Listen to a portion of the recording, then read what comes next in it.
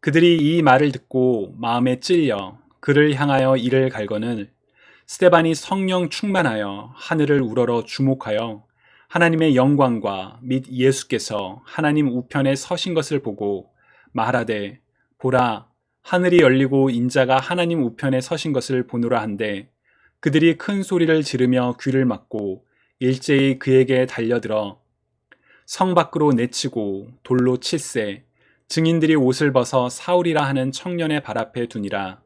그들이 돌로 스데반을 치니 스데반이 부르짖어 이르되 주 예수여 내 영혼을 받으시옵소서 하고 무릎을 꿇고 크게 불러 이르되 주여 이 죄를 그들에게 돌리지 마옵소서. 이 말을 하고 자니라. 주님의 말씀입니다. 하나님 감사합니다. 지난주에 우리 교회에서 임직식이 있었지요. 새롭게 집사와 장로로 섬김의 자리에 오신 분들을 환영하고 또 함께 기도하는 시간이 참 보기 좋았던 것 같습니다. 특별히 이번 임직식에서 목사님께서 미국 장로교 헌법에 나와 있는 집사와 장로의 직분들에 대해서 소개해 주셨습니다.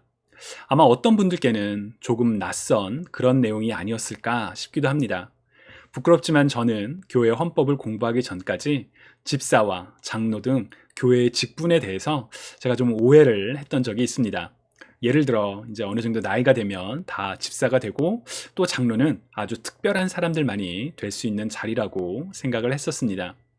하지만 교회 헌법을 공부하게 되면서 집사와 장로가 교회에서 어떤 책임과 직무를 맡아야 하는지를 구체적으로 알게 되었습니다.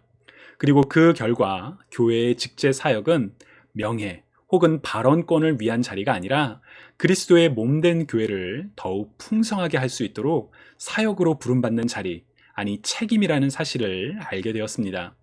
새로 임직되신 직제 사역자들은 물론 기존에 계신 모든 직제 사역자들이 함께 섬기는 한마음의 동역자들이 될 수 있기를 간절히 소망합니다. 또 무엇보다 교회 헌법은 집사와 장로만이 아니라 공동체를 이루는 모든 지체들이 그리스도의 명령을 따라 함께 사역하는 공동체임을 분명하게 이야기합니다. 여러분들께서 직분을 맡았건 혹은 맡지 않았건 우리는 모두 그리스도의 몸된 교회를 이루는 한 마음과 한 뜻으로 한 몸을 이루는 공동체임을 기억하시고 또 그러한 공동체를 만들어가는 저와 여러분 모두가 되시기를 주님의 이름으로 축복합니다. 오늘 우리가 읽은 본문에는 최초의 집사 중 한 명인 스데반이 등장을 합니다. 여러분 스데반이 누구인가요? 스데반 하면 어떠한 이미지 혹은 기억이 떠오르시나요? 보통 스데반은 교회 최초의 순교자라고 불리죠. 이 땅에서 사역을 마치시고 하늘로 올라가신 주님의 약속을 따라 성령 하나님께서 모든 믿는 자들에게 오신 다음에 공동체, 곧 교회가 이루어지게 되었습니다. 그리고 그 공동체에서 처음으로 죽임을 당한 이가 바로 스데반입니다. 그렇게 우리는 스데반 하면 최초의 순교자라는 그런 명칭이 떠오르곤 합니다.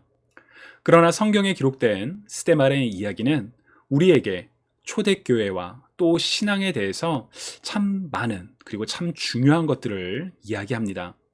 먼저 우리는 사도행전 6장을 주목할 필요가 있습니다.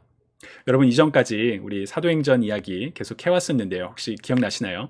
사도행전 1장부터 5장의 내용은 앞서 간단하게 말씀드렸던 것처럼 주님의 승천하심과 성령님의 강림하심 그리고 성령님으로 말미암아 변화받은 교회 공동체에 대한 이야기들이 다루어졌습니다. 그리고 이제 사도행전 6장부터 교회 공동체의 외연이 범주가 확장되어가는 그런 이야기들이 소개됩니다. 그 중에 첫 번째가 헬라파 유대인들에 대한 이야기입니다. 사도행전 6장 1절을 쉬운 성경으로 읽어보시면 날이 갈수록 제자들의 수는 늘어만 갔습니다. 그 무렵에 그리스어를 사용하는 유대인들이 히브리어를 사용하는 유대인들에게 불평을 늘어놓았습니다. 그것은 히브리어를 사용하는 본토 유대인들이 매일 음식을 나누어 줄 때 그리스어를 사용하는 유대인 과부들에게는 관심을 쏟지 않아 그들이 배급을 제대로 받지 못했기 때문입니다. 라고 기록되어 있습니다. 개역개정에서는 헬라파 유대인이라고만 해서 헬라파 유대인이 이게 무슨 뜻이지? 잘 이제 감이 다가오지 않는데, 쉬운 성경에서는 처음부터 이들은 그리스어를 사용하는 유대인들이라고 번역을 합니다. 이처럼 헬라파 유대인들은 그리스어를 사용하는 유대인들을 가리키지만, 학자들은 이들이 그리스어뿐만 아니라 그리스 문화에도 헬라 문화에도 익숙했을 것이라고 추정을 합니다. 그래서 이제 영어로는 아예 이 표현을 헬레니스트라는 단어를 사용하기도 합니다. 그리스어를 사용하는 유대인들과 히브리어를 사용하는 유대인들 간에는 아마 그로 인해서 언어와 문화의 차이가 있었겠지요. 그러나 그들에게도 복음이 증거되었고, 언어와 문화에 상관없이 모두 교회 공동체의 일원이 되었습니다.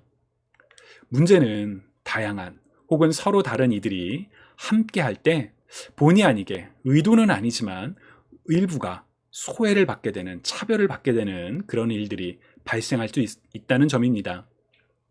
실제로 헬라파 유대인들 중 일부가 소외를 받고 있습니다, 차별을 받고 있습니다 라는 그런 불평을 제기하죠. 그래서 교회는 이 문제를 해결하기 위해 사람들을 섬기는 혹은 구제하는 일을 전담할 사람들을 뽑기로 결정합니다. 그래서 지혜와 믿음과 성령이 충만한 7명을 뽑아서 이 사역, 곧 연민과 섬김의 사역을 맡기게 됩니다. 우리 교회 헌법에 규정된 집사의 사역도 사실 집사직은 연민과 전도와 섬김의 직분으로서 가난한 자, 배고픈 자, 병든 자, 길 잃은 자, 외로운 자, 압제받는 자, 부당한 정책이나 제도에 억눌린 자, 괴로워하는 자들에게 예수 그리스도의 구속적 사랑을 나누는 것이라고 분명하게 이야기를 합니다. 집사가 무엇을 해야 하나요? 라는 그런 질문에 참 분명한 방향과 비전을 제시하는 그런 설명입니다. 이와 같은 집사의 사역을 맡게 된 7명 중에 하나가 바로 스데반이었습니다. 그런 점에서 스데반은 헬라파 유대인이었으며 지혜와 믿음과 성령이 충만한 인물이었다라고 우리는 이야기할 수 있습니다. 뿐만 아니라 사도행전 6장 8절부터 10절을 보시면 스데반은 은혜와 권능이 충만하여 큰 기사와 표적을 행했고 지혜와 성령을 따라 말하였기 때문에 스데반이 말하는 것을 다른 사람들이 당해낼 수 없었다라고 이야기를 합니다. 그러나 그로 인해 스데반은 시기와 질투를 받게 되었고 심지어 거짓으로 고발을 당합니다. 사람들은 스데반이 거룩한 곳과 율법에 대해서 험담을 하고 있으며 나사렛 예수가 이곳을 무너뜨리고 모세가 우리에게 준 관습들을 바꿀 것이라고 이야기한다며 스데반을 고발했습니다. 오늘 우리는 사도행전 7장의 마지막 부분을 읽었지만 사도행전 7장 1절부터 53절은 스데반이 이러한 거짓 기소에 대하여 변론하는 내용입니다. 스데반의 설교라고도 불리는 이 내용은 당시 유대인들의 잘못된 신앙관에 문제를 제기하는 내용이지만 오늘날의 우리에게도 여전히 적용되는 그런 메시지라고 할 수 있습니다. 다만 이 스데반의 내용이 좀 말하는 내용이 길다 보니까 스데반의 논점을 우리가 좀 놓칠 때가 있는 것 같아요. 그래서 이 내용을 읽을 때 주의가 필요합니다. 학자들은 이 스데반의 설교에는 3가지 요점이 있다고 합니다. 첫 번째는 하나님의 다스리심은 이스라엘에서만 나타나는 것이 아니다라는 점입니다. 예를 들어 하나님께서는 메소포타미아에 있는 아브라함에게 나타나셨고 이집트에 있던 요셉과 함께 하셨으며 시내산에서 모세를 만나셨죠. 그리고 가나안으로 행하는 여정 중에 이스라엘 백성들과 함께 하셨습니다. 모든 장소들이 이스라엘 그 지역적 한계를 넘어서죠. 즉 하나님은 이스라엘이라는 지리적 한계를 넘어서 어느 곳에서나 하나님의 뜻을 따라 나타나시고 또 하나님의 사람들과 함께 하시는 분이라고 스데반은 설명을 합니다. 두 번째 스데반의 요점은 하나님께 드리는 예배는 예루살렘 성전에만 제한되지 않는다라는 점입니다. 성전이 만들어지기 전 하나님께서 성막을 통해 이스라엘 백성들과 함께 하셨었지요. 성막은 말 그대로 텐트였기 때문에 어디서든 세워질 수 있는 것이었고 그 말은 어디서든 하나님을 만날 수 있다는 강력한 증거였습니다. 무엇보다 스데반은 이사야서 66장 1절을 인용하며 주께서 이르시되 하늘은 나의 보좌요 땅은 나의 발등상이니 너희가 나를 위하여 무슨 집을 짓겠으며 나의 안식할 처소가 어디냐 라고 말을 합니다. 즉 이스라엘의 예루살렘 성전만이 하나님을 예배할 장소가 아니라 모든 장소에서 하나님을 예배할 수 있다는 사실을 증언합니다. 스데반의 이러한 변론 속에는 유대인들, 당신들은 성전을 강조하지만 성전보다 더 위대하시니 바로 살아계신 하나님의 아들 예수 그리스도가 오셨습니다. 당신들은 성전이 아니라 그리스도를 바라봐야 합니다. 라는 그런 내용이 담겨 있는 것이죠. 마지막으로 세 번째 요점은 유대인들은 하나님께서 보내신 사람들을 계속 거부해 왔었다라는 점입니다. 요셉은 형제들로부터 거절을 당했지요. 모세는 동족으로부터 배척을 당했습니다. 또한 사람들은 출애굽의 여정 속에서 지속적으로 모세를 거부하며 하나님의 말씀에 귀 기울이지 않았습니다. 스데반은 이러한 역사적인 사례들을 이야기하며 당신들의 조상들이 그랬던 것처럼 예수 그리스도 역시 받아들이지 않았습니다. 라고 말하려고 했던 것이지요. 저는 스데반의 변론을 읽으면서 오늘날의 교회, 특히나 코로나 팬데믹으로 인해 신음하고 있는 한국 교회가 생각이 났습니다. 공동체로서 함께 모이고 함께 하는 것, 정말 너무나도 중요한 사실입니다. 그러나 사람들이 한자리에 모임으로 말미암아 나 자신은 물론 이웃에게조차 아직 치료제도 개발되지 않은 코로나 바이러스가 퍼질까봐 모이는 것을 자제해야 하는 그런 상황들이 계속 이어지고 있습니다.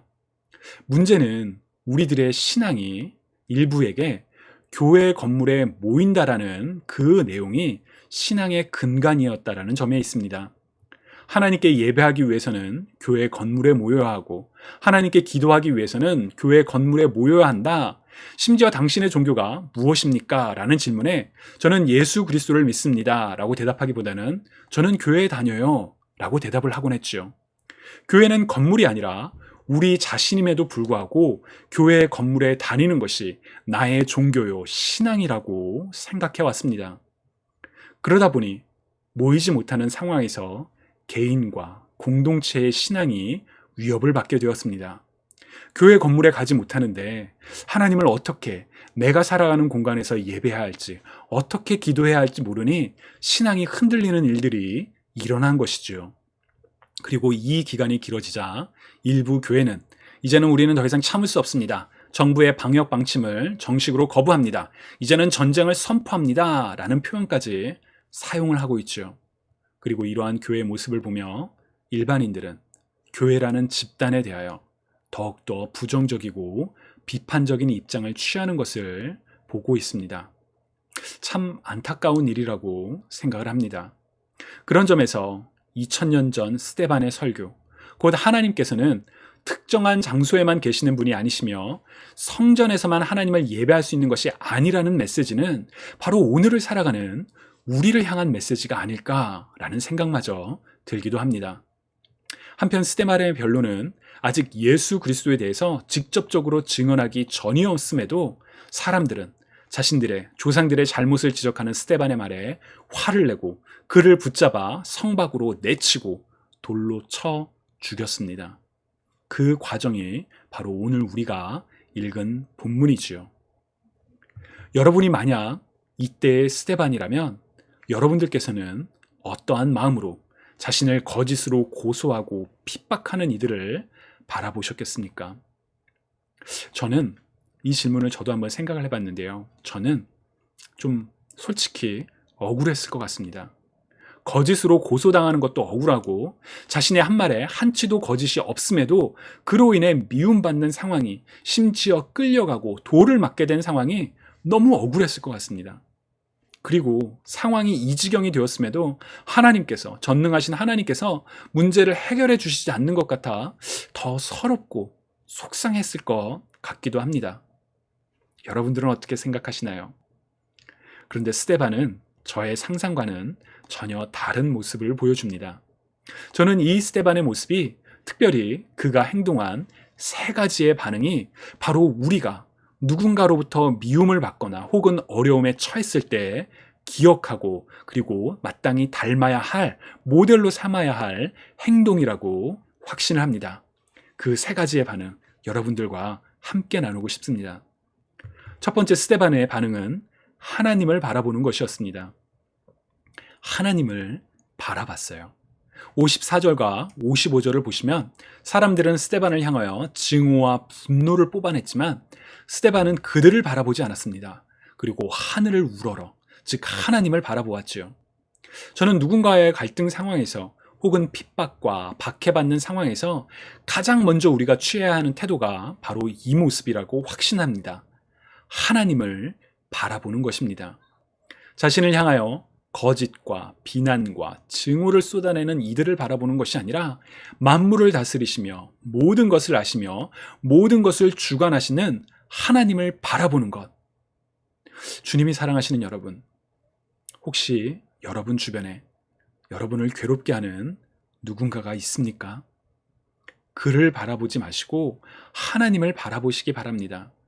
마음속에 미움과 분노와 고통이 우리의 마음을 다스리기 시작하면 우리는 고통의 근원을 생각하게 됩니다. 그리고 미움과 분노 가운데 그를 묵상하지요. 이 미움과 분노의 묵상은 내 안의 평안을 파괴합니다. 그렇기 때문에 고통의 심연 속에서 우리가 바라봐야 할 이는 하나님 단 한 분이십니다. 하나님을 묵상하시기 바랍니다. 나를 만드시니 나를 짓기 전에 이미 나를 아셨던 이 나를 사랑하사 독생자 예수 그리스도를 보내시니 지금도 나의 눈물과 고통 속에서 함께 신음하시며 위로하시는 하나님을 만나시는 저와 여러분 모두가 되시기를 축복합니다. 두 번째 스데반의 반응은 끝까지 하나님을 신뢰하는 것이었습니다. 59절을 보면 사람들이 던지는 돌을 맞으며 죽어갈 때에 스데반은 하나님께 주 예수여 내 영혼을 받으시옵소서 라고 기도했습니다. 깊은 고통을 경험해 보셨던 분들 중에는 하나님을 향하여 원망을 토로해 보셨던 분들도 계시리라 생각을 합니다. 깊은 고통 속에서 하나님으로부터 떠나신 분들의 이야기를 들을 때도 있죠. 그러나 스데반은 끝까지 믿음을 지켰습니다. 타협하지 않았습니다. 그 결과 그에게 주어진 것은 고통과 죽음이었습니다. 그러나 그 죽음의 순간조차 스데반은 하나님을 신뢰했습니다. 그래서 주 예수여 내 영혼을 받으시옵소서 라고 기도할 수 있었습니다. 주님이 사랑하시는 여러분, 끝까지 주님을 붙드시기 바랍니다. 어려움과 고통의 문제가 우리가 바라던 때에 해결되지 않는다 하더라도 끝까지 주님을 신뢰하시기 바랍니다. 나를 사랑하는 자들이 나의 사랑을 입을 것이며 나를 간절히 찾는 자가 나를 만날 것이라는 잠언의 말씀을 붙드시기 바랍니다. 주님을 찾는 자는 주님을 만나볼 것입니다. 우리는 끝까지 주님을 신뢰하는 가운데 주님을 만나게 될 것입니다. 주님을 만나는 저와 여러분 모두가 되시기를 주님의 이름으로 축복합니다. 마지막으로 스데반은 자신의 죽음의 순간에 원수를 용서해 달라고 기도했습니다. 60절을 보시면 스데반은 주여 이 죄를 그들에게 돌리지 마옵소서라고 말하며 죽음을 맞이했습니다. 여러분들께서는 여러분의 원수를 위하여 기도하신 적이 혹은 지금 기도하고 계신가요? 어떤 분들은 그것은 정의롭지 못한 것이라고 생각을 하실지도 모르겠습니다. 잘못을 행한 사람이 벌을 받아야 하는데 그리고 그의 잘못으로 내가 지금도 고통 속에 신음하고 있는데 그를 용서해달라고 기도하는 것이 공의를 무너뜨리는 것 같아 기도가 나오지 않는 분들도 계시리라 짐작해 봅니다. 교육부에서 사용하는 가스펠 프로젝트에 같은 질문이 있습니다. 왜 우리를 고통스럽게 하는 일을 용서하고 그를 위해 기도하는 것이 어려울까요? 왜 나를 힘들게 하는 사람을 용서하지 못하고 기도하지 못할까요? 라는 그런 질문입니다. 여러분, 이 질문에 어떻게 대답을 하시겠습니까? 교재에서 제시하는 첫 번째 모범 답안은 우리가 성령 충만하지 않기 때문이라고 합니다. 여러분 어떻게 생각하시나요? 동의하시나요? 우리가 성령 충만하지 못하기 때문에 나를 괴롭히는 사람들을 위하여 기도하지 못하고 용서하지 못한다라는 말. 왜 스데반은 고통 속에서 자신을 괴롭히는 상대방이 아니라 하나님을 바라보고 끝까지 하나님을 신뢰하며 또 하나님께 저들의 죄를 용서해 달라고 할 수 있었을까요? 바로 그 안에 성령 하나님 때문이라고 저는 믿습니다. 우리는 모두 연약하여 넘어집니다. 그러나 우리를 충만케 하시는, 우리를 완전케 하시는, 우리를 새롭게 하시는 성령님을 의지할 때, 순종할 때 우리는 세상이 할 수 없는 일을 할 수 있다라는 것을 기억하시기 바랍니다. 그리고 무엇보다 스데반이 했던 세 가지 반응 모두 주님께서 고통 속에서 보이셨던 모습들이었습니다. 주님은 잡히시기 직전에 겟세마네에서 간절히 하나님께 기도하셨습니다. 다가오는 죽음의 위협 속에서 하나님을 찾았고 하나님께 기도하셨습니다. 또한 십자가 고통 속에서 아버지 저들을 용서해 주소서, 저들은 자기들이 하고 있는 일을 알지 못합니다 라고 그들을 위하여 기도하셨습니다. 그리고 마지막 숨을 내쉬기 전 아버지여 제 영혼을 아버지 손에 맡깁니다 라고 말씀하시며 끝까지 하나님과의 관계 안에 거하셨습니다. 주님을 사랑하시는 여러분, 코로나 팬데믹이 길어지면서 많은 사람들에게 불안과 우울함, 그리고 참지 못함과 분노가 점점 증가하고 있습니다. 설상가상으로 세상의 빛과 소금이어야 할 교회 중 일부는 성경적이지 않은 내용을 주장하고 사람들에게 위로와 평안을 주기보다는 세상을 불안하게 하고 비난과 지탄의 대상이 되기도 합니다.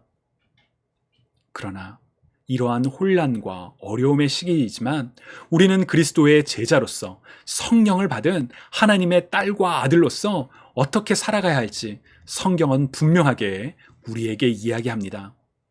고통과 어려움의 날들이 계속되고 있지만 스데반처럼 예수님처럼 하나님을 바라보며 하나님의 사랑을 나누시는 저와 여러분이 되시기를 간절히 소망합니다.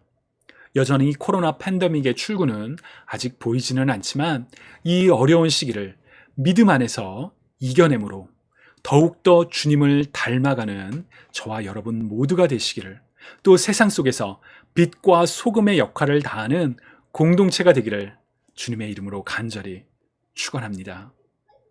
여러분, 이 시간 우리 함께 기도드리시겠습니다. 사랑의 하나님, 코로나 팬데믹으로 인해 우리의 마음이 무너지고 우리의 삶과 신앙이 위협을 받을 때가 있습니다.